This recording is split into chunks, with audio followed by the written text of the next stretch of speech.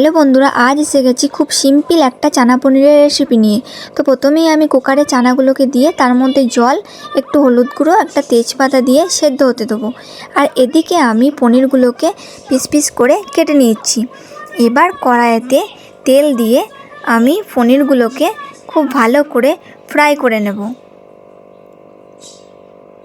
তো পনিরগুলো এখানে ফ্রাই হয়ে গেছে, এবার এটাকে আমি তুলে নিচ্ছি।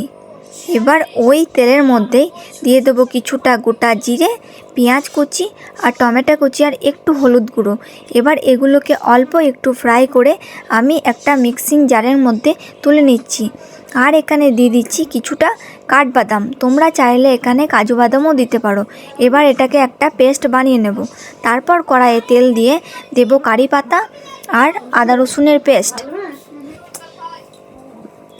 এবার দিয়ে দেবো ওই বেটে রাখা মশলাটাকে। এখানে আমি কিছু গুঁড়ো মশলা অ্যাড করব, যেমন কাশ্মীরি লঙ্কার গুঁড়ো, জিরে গুঁড়ো, হলুদ গুঁড়ো আর পরিমাণ মতো লবণ। এবার এই মশলাগুলো থেকে যখন তেল ছেড়ে দেবে তখন তার মধ্যে দেব সেদ্ধ করে রাখা আর আলুগুলোকে।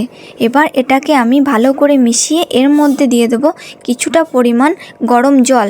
এবার এই সব উপকরণগুলোকে কিছুক্ষণ আমি ফুটতে দেবো।